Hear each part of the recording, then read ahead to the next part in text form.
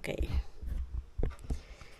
Good morning, guys. Today is Monday. Sarap ng intro mo tapos bigla nagkamali sa sinabi. Charot.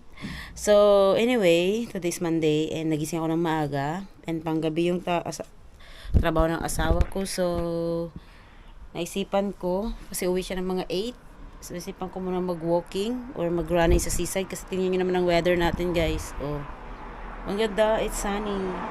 Ang sarap ng ating walking ngayon. Although kahit walking lang okay na sa akin. Pero pag napag-initan ng katawan, pwede rin mag-running. So, kailangan ko sanang dalhin to, pero wag na lang kasi may bibit-bitin pa ako. This is my water. Ang isang ganito sa asawa ko naman. So, let's guys. Hindi ko na dadalhin yung camera. Iwanan ko na to. And marami tayong pagkukwentuhan. Char. Yung higaan namin, iwanan ko lang na ganyan. Para palitin ng asawa ko. Magalit siya sa akin. Char. Linisin ko muna, paligpitin ko muna.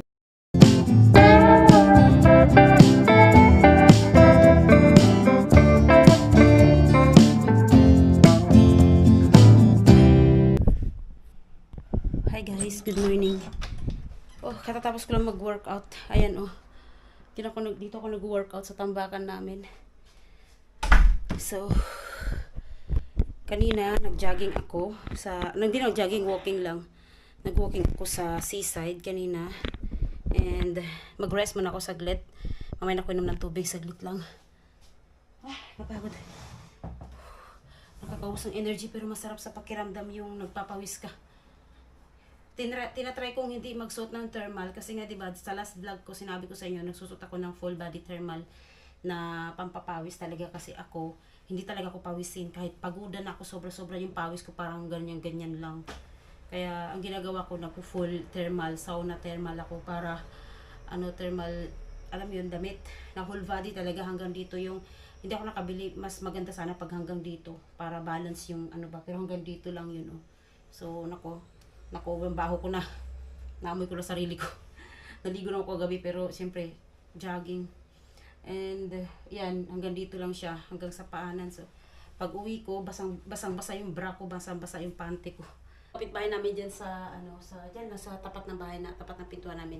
Nag-invite sila ng coffee lang, chai, mga ganun. Mahilig kasi sila dito ng tea, night, mga ganun ba? Midnight tea, mga ganun sila. So gumawa ako ng cookies. Ito yung ginawa kong cookies. In fairness, nagustuhan nila. So, mayroon pa ako naturang konti. Ayan, oh. Madali lang siyang gawin. Super, Naalala ko gumawa ako dati nito. Sobrang lambot. Kasi ibang way ko siya niluto. Just gumamit ako ng chocolate, which is yung chocolate na para siyang Nutella, which is, yun is malambot. Hindi siya tumitigas. Kaya, siya, slimy. Hindi siya, masarap siya, pero yung yung texture niya, hindi okay. And yun, napakain ako ng marami. Nagbigay sila ng parang lumpia pero cheese ang laman. Ang tawag na dito is sigara break. Yan, nag-check kami doon, nag-usap-usap kami doon kung anong pinag-usapan namin. And yun nga guys, ng anak ng kapitbahay namin. So uwi na sila daw sa Friday, kaya nag-invite sila. Sinabihan ako. Kaya yun. Yan, napagkwento, dami-dami sinasabi na dahil doon sa nangyari sa amin nung nakaraan. Kukwento ko rin sa inyo guys yung about dun sa nangyari soon. Hindi pa ako ready magkwento sa inyo about dun kasi pinoprotect ko pa rin yung kahit pa paano may privacy sa aming family, which is ilan lang ang nakakaalam nun. So kukwento ko rin sa inyo guys, pero kung gusto nyo malaman, comment nyo na lang dyan sa baba. Tsaka marami akong kwento sa inyo. Mayroon kasi ako napanood na isang vloggers, which is ano bang pangalan nun, na they are fighting about the money, about the basta marami silang misunderstanding, mga ganun. So ang pinagkaiba lang namin dalawa, siya may dalawang anak na, ako wala pang anak. Siya walang biyanan sa bahay, ako may biyanan sa bahay. Yun, matanda na rin yung biyanan ko. So kung gusto malaman, kwento ko sa inyo soon. Hindi lang muna sa vlog na ito kasi kinukuha ko pa talaga yung aking feelings about kung pwede ba akong magkwento or mag-share sa inyo. Total, public naman talaga yung nangyayari. Hindi ko naman nilahat-lahat. Siguro na taon lang talaga. Hindi naman lahat ng marriage life is perfect. And yun. So siguro tama yung sinabi niya sa vlog niya na hindi lahat ng nakapag-asawa ng AFAM or mga foreigners is sinuswerte sila sa buhay, yung ginagawa silang prinsesa, mga ganun. Agree talaga ako doon, guys, kasi other side, yan din yung inisip ko noon na pag nakapag-asawa ako ng ano is siguro maging okay yung buhay ko, ganyan, kasi naalam ko kasi dati na ang mga foreigner is they are stable na, parang they are thinking the future, kaya pag dating ng time stable na sila in life, mature na sila in life, ready to ready na sila sa marriage life, mga ganon. Nasisilaw ako, and financial stable na, mga ganon ba, kaya yun. So ito yung ating handa. Ito, nag-slice ako ng cucumber. Normally ganyan talaga. And then gumawa ako ng French toast. Madali lang yan. Itlog, harina, lagyan mo na siya ng pampalasa, ganyan. And then tomato, habang natutulog pa yung asawa ko. So ati ko na yan. And then of course lagyan natin ng plate. And then tinidor. Yan lang, dalawa lang naman kami. Kumain na yung binan ko kanina pa eh. Tapos yung ginawa kong brownies, mamaya na yan. And then eggs. So, huwag kang mahulog kasi boiled egg. Sana yung malambot yung poached egg ba. Half cook lang. So yan lang yan siya, guys. Tingnan nyo. Yan lang yung namin, breakfast. And then chai. Ito na yung pinaka bread namin. Okay, enough na yan. Tingnan ko kung may paneer or may cheese pa kami.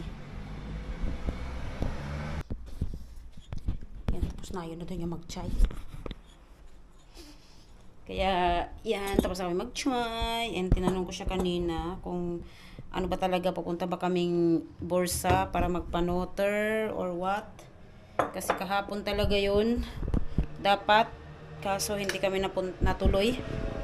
Kaya, tinanong ko na sa kanya kung ano ba talaga, pupunta ba kami or hindi. Para sure ball. Diba? So, good news. Ewan ko lang, di pa naman ako mag-start eh. So, share ko na sa inyo, guys. After a month na natambay ako, and yun, from a friend, yung dating amo niya, magkaroon naman tayo ng job, which is a blessing. Sana matuloy yun, kasi nasabi ko naman yung gusto kong sabihin, and ang hinahabol ko lang talaga is insurance. Yun lang talaga yung number 1 na hinahabol ko. Sana matuloy yun, kasi kung matutuloy yun, siguro naman din naman siguro malaking yun. Kaya pa naman siguro kasi 5 days lang naman yun na pasok. Saka hindi naman masyadong maaga ang pasok kasi nga late naman daw sila gumigising. Kaya yun. And later, tingnan natin kung matutuloy kami puntang Bursa. Dito na muna ako, mag-edit muna ako ng videos or masira na yung aking katapos namin mag-breakfast. Yan. Inom pa pala ako ng vitamins ko. Oh my God, may vitamins pa pala ako, guys. Yan, ang vitamins ko is collagen. And then, may vitamins din akong folic acid. Ito mga to, guys, tinanong ko na to sa, doon sa to Bebek Merkise or yung sa IBF ko. Kung pwede siya, sabi naman niya, okay lang daw. I-continue ko rin 3 months. So, tuloy-tuloy. May tumatawag, guys. Wait lang. Sino naman kaya to? Pag ganito, WhatsApp ang pasok nito. Saan ba? Ay, yung ni Ifan. Che. Yun, yung pamangkin ni, apo na siguro, pamangkin. Basta, malayong relatives nila, Ruhi yun. So, inom muna ako ng vitamins, guys. Tapos, mayroon akong glutathione. Ayan, may glutathione 500 mg ako. Sana makatulong 1 month to. And, yan lang vitamins ko. Folic acid, collagen, vitamin E, vitamin C. And that's it. Ang inom ko niyan sa gabi, tawag niyan sa gabi, vitamin C and vitamin E. Ang lalaki pa ng tablet, guys. Tatakot ako uminom, pero kaya pa naman. And then, sa umaga naman, after breakfast, is collagen and folic acid. Tapos, pag morning, kasi yung sabi dito sa glutathione capsule na to is, tawag nito, suggestion usage, 1 capsule daily, preferably, tawag nito, empty stomach. So, bagong gising para hindi ka pa nakakain. So, yan siya guys. Tingnan natin, maglaklak tayo ng vitamins. Baka yan na yung kulang kasi matagal na akong din nagba-vitamins. Honestly, kahit nagba-vitamins ako ng ganyang karami, wala naman ako nararamdaman na hilo or something na ganun. Wala naman siya. So, it means, yung katawan ko kailangan talaga ng vitamins. So, yan guys. Alas 4 na. O, paano na yung sinasabi ng asawa ko na panoter-noter. Ay, katatapos ko naligo guys, patuloy na rin yung aking hair. Naligo ko kanina. Nakaluto na rin ako. So, ito yung niluto ko. Ayan, para sa dinner namin. Ayan. Mayroon yan siyang eggplant na pinirito ko. Tapos, mutsaka. Ang tawag lang dyan, mutsaka. Ano ba yun? Mutsaka. So, akala ko lalabas kami ngayon para magpanoter. Hindi pala. Tulog yung asawa ko. Super ganda ng tulog niya. Promise. Kaya yan. I-text ko nga si Sheila kung free siya para tawag niyan, mag-walking kami mamaya. Bibigyan ko siya ng brownies. Hindi naman nila kinakain. So, ayan siya guys, no? My gosh. Inaantay ko lang yung asawa ko talaga. Kasi alas 4 pwede pa naman. May notaryo naman dito sa muda niya. Pero ang sarap ng tulog niya eh. Kanina humilik-hilik pa yan bago ko siya tinawag ng mag-breakfast. Ay, buhay is life talaga. So, anyway, mamaya guys, kain na lang din kami, magdi-dinner as usual, and tomorrow again. Ganun na lang siya. Hindi naman ako nakalabas today. Bukas is Wednesday, so titignan ko kung paano. Wednesday, ano gagawin ko bukas. Kasi may plano kami ni Eileen na, na para neto. Magpunta ng metro, kasi bibili din ako ng soy sauce. Kailangan ko talaga bumili ng soy sauce, tapos iba pang mga pwedeng, alam nyo na, chichibureche. Ay, naku, Diyos ko, mga pwedeng panluto sa Filipino food, ganun. So, anyway, dito ko natatapos yung aking vlog, of course, kasi kakain lang din naman kami mamaya, and then, akala ko pupunta kaming, hindi naman natuloy sa noter. Yung papel na pala yon is about dun sa sasakyan na yun nga, di ba, na ko sa vlog ko, na nakarang vlog ko na, yung sasakyan namin na old, binangga, naatrasan, tapos muntik pang tinakbuhan siya, pero nakita naman sa CCTV, yun, yung na hit and run na namin, na tawag nito, sasakyan namin. Yun, para mai-report na doon, para matapos na yung insurance niya, at matapos na yun siya, and then for sale na talaga yung sasakyan. Inshallah, may benta ng maayos, and mabili ko rin yung gusto kong bilhin para sa sarili ko. Yun lang naman, at nasabi ko naman sa asawa ko yun. So, abangan nyo na lang guys kung kung saan may lalaan yung pagbibilhan ng sasakyan na yun. Diba? So, sana mamaya pumayag si Sheila mag-walking, at mag-walking kami. Diyos ko, gusto talaga mag-walking. Hindi ko alam kung bakit. Na-addict na naman ako. So, yun guys, no? Bye everyone. See you again to my vlog.